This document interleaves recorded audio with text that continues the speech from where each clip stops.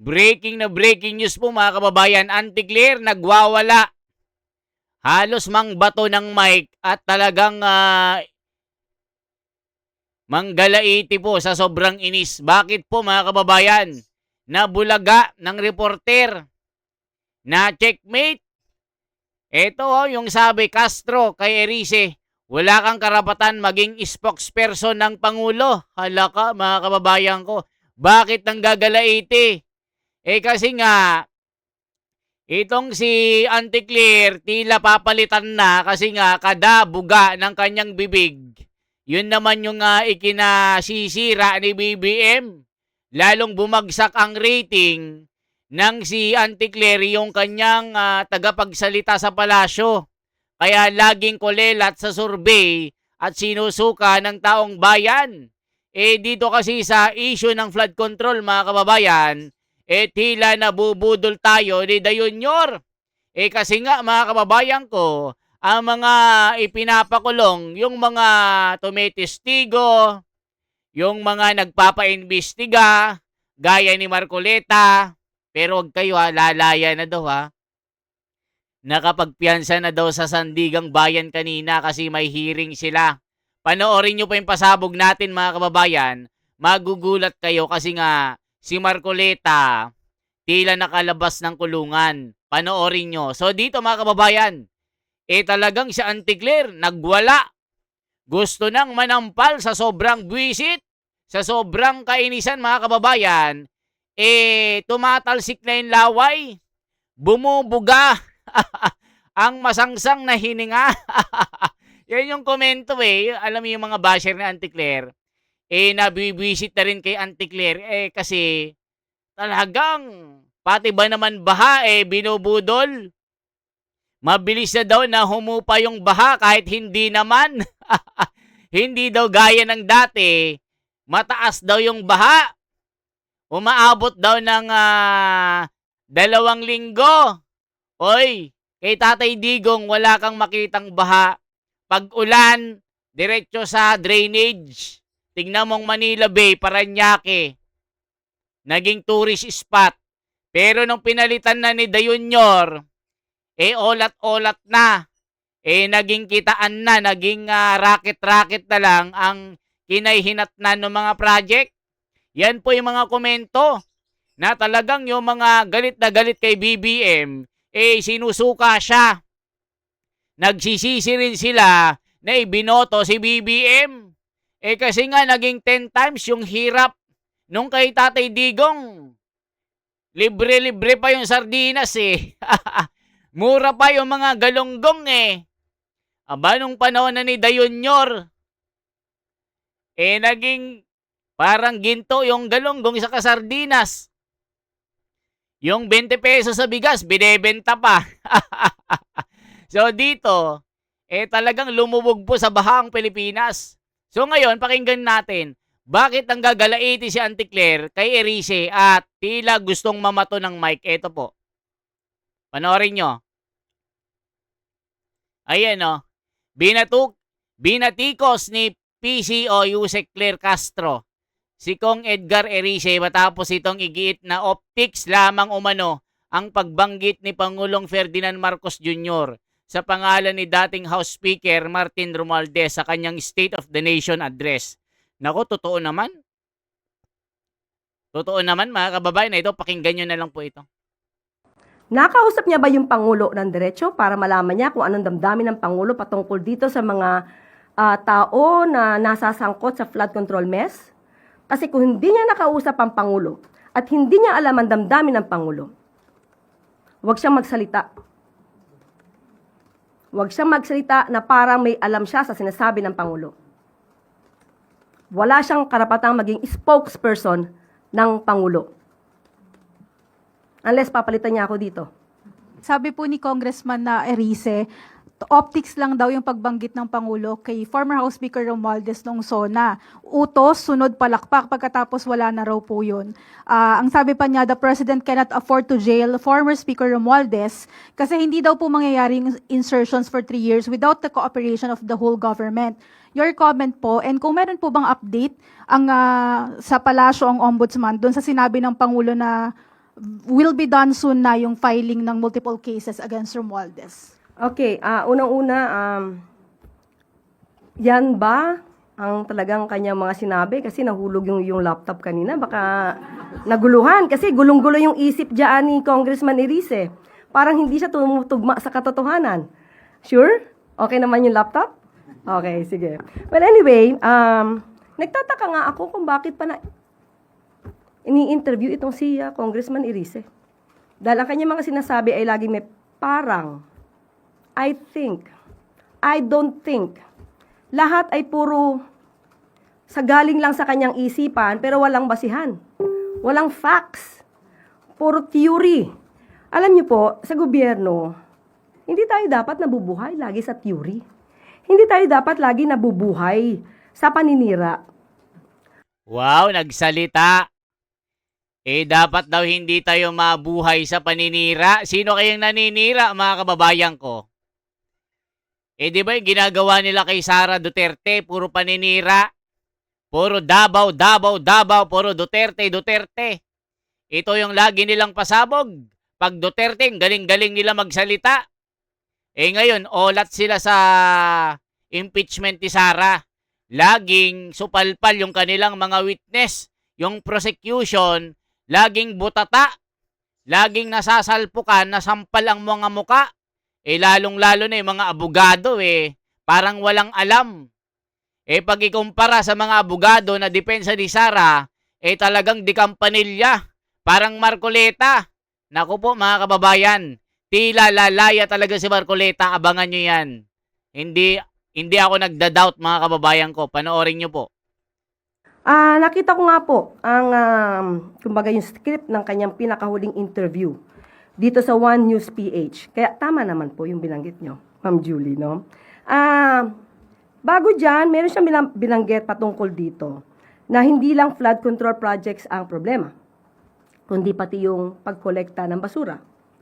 Ang sabi niya dito ay meron siyang alam tungkol sa mga local government na ang tawag ay collect all. Kung saan pinaparatangan niya yung mga opisyal ng local government ay corrupt. So kung siya may alam naman dito, at isa siya sa public servant, at siya ay isa sa maingay na nagtutuligsa, gumawa na ba siya ng aksyon patungkol dito sa mga di umano mga local government units na nagkakaroon ng korupsyon patungkol sa pangongolekta ng basura? Pakitanong niyo po sa kanya yan. Pangalawa, ang sinabi niya dito, again, sabi niya, kasi I don't think that the President can afford to jail former Speaker Martin Romualdez. So ito ay iniisip niya lang. Nakausap niya ba yung Pangulo ng diretso para malaman niya kung anong damdamin ng Pangulo patungkol dito sa mga tao na nasasangkot sa flood control mess? Kasi kung hindi niya nakausap ang Pangulo at hindi niya alam ang damdamin ng Pangulo, huwag siyang magsalita. Huwag siyang magsalita na parang may alam siya sa sinasabi ng Pangulo. Wala siyang karapatang maging spokesperson ng Pangulo. Unless papalitan niya ako dito. Diba? So kung ang binibigay niya lang ay yung nasa isip niya, patain niya na yung nasa isip niya. Patayin niya na yung kanya nasa isip. Dahil wala po yung katotohanan. Ayan, mga kababayan, may Sinabi pa gustong niya. patayin. Diba? May gustong patayin si Auntie Claire. Yung kanyang mga iniisip daw ni Erice, patayin na lang. I-off na lang. Diba? Galit na galit. Gustong manakit. Gustong magtago. Kasi lagi nasusupalpal kasi, mga kababayan. Totoo naman na hindi niya kayang ipakulong si Tambaloslos. Wala talaga, hindi niya kaya, Auntie Claire. Totoo naman na optic lang ang sinasabi niya at budol yung sinasabi sa zona ni De Junior. Ang racket-racket, malabo na magka-racket. Na yung racket papuntang langit, ang sure ball yung racket nyo. Yung racket na pumupuno ng bulsa dahil sa pera na kickback. Yari, nasaan na ang bayot? At sinunggandahan nitong si Lord. Una sinabi ni Congressman Elise, sinabi daw ni Speaker, if I'm going down, I'm not going down alone. Tapos, sinigundahan nga ni host, I don't think that the President can afford to jail former Speaker Romualdez. At muling sumagot itong si Congressman Elise, dahil laglagan na yan.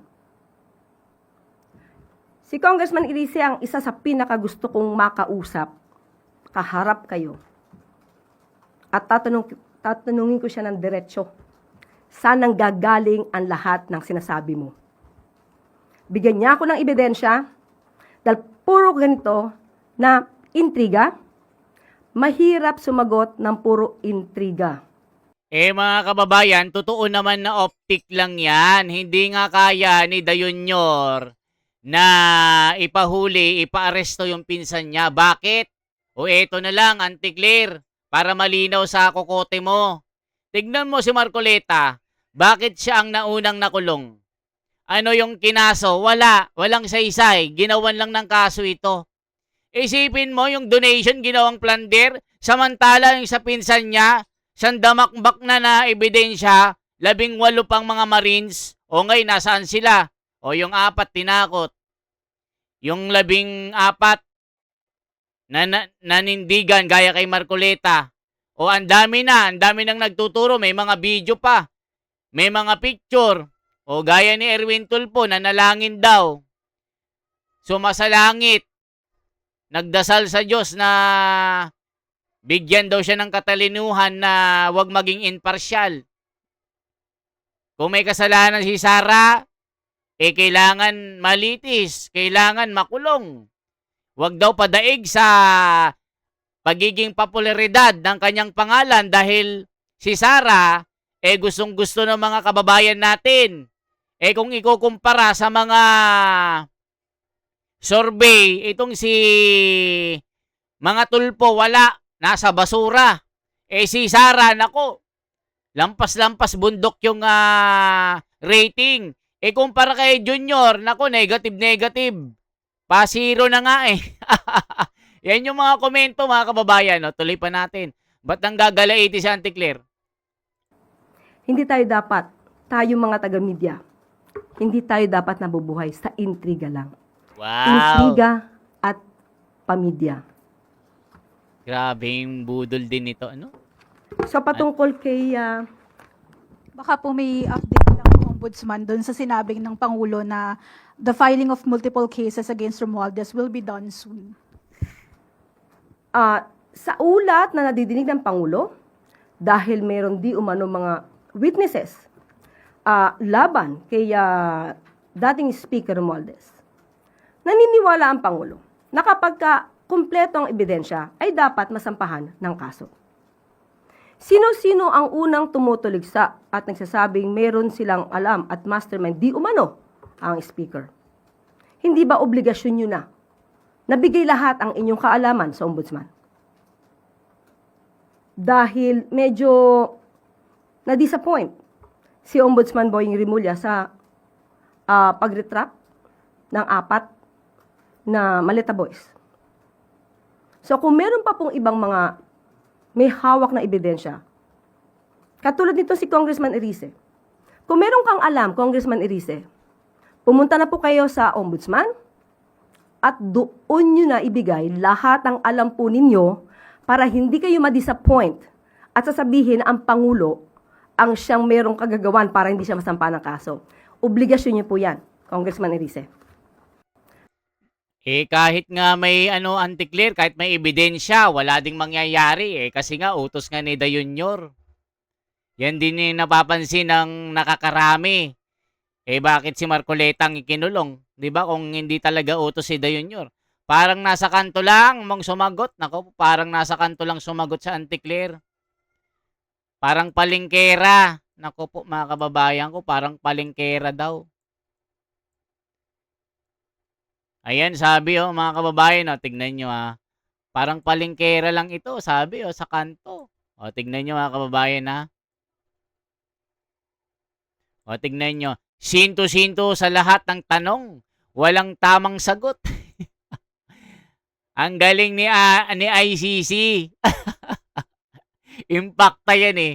Yung ngayong ICC, impacta si Claire Castro. Eh, yun yung sabi ni Manang Aimee. Magsalita, protektado si ICC ng Malacanang. Yari mga kababayan ko. Selos kagad si ante. Oy, alam mo ang damdamin ng Pangulo ha. Sabi ni Charles Tabios.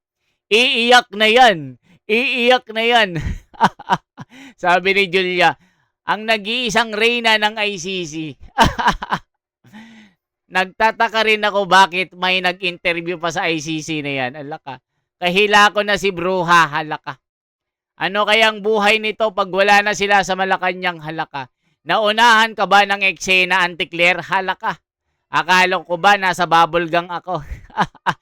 Yung spokesperson ng Pilipinas, ngayon parang sa Temo galing. Halaka. Bakit galit yarn? Selos na yarn? Huwag kang iiyak. Parang nasa talipa pa lang sa Auntie Claire. Palitan na yan, malabo mga sinasabi. Halaka. Sinto-sinto yan si Claire. Naku po, Malyari Albine. Ha ha ha ha. Takot yata palitan si Madam. Naku po. May saltik talaga si ICC. Halaka, mga kababayan ko. Yan ang sinasabi ng mga komento. O anong masasabi nyo? Diba? Eh bakit si Marcoleta ang pinakulong? Kung talagang seryoso si The Junior na habulin yung mga kurap. Eh, ang tinatrabaho si Cayetano, si Robin, si Pia, si Bongo. Tignan nyo ito ano lang ito yung balita kay Robin, balita pa lang pero sa susunod, aarestuhin na yan. Ganyan pong ginawa kay Marcoleta. Ganyan ang ginawa kay Chis Escudero, tinatakot. Pag hindi bumabaliktad, kasuhan. Tignan nyo si Cayetano. Tinatakot pero hindi nagpapatakot. 'Di ba? Kung ano-anong binibintang ni Ping Lacson kay Cayetano sa Taguig. Marami daw ghost project, marami daw mga nakawan doon. Pero wala namang baha sa Taguig. 'Di ba mga kababayan ko? Okay na umusga. For transparency, for a better democracy mga kababayan. Shout out sa inyong lahat. I-like at i-share ang video ito. At sana po, isubscribe nyo ang ating YouTube channel. Mabuhay po, ako si The Wonders Philippines. Salamat po.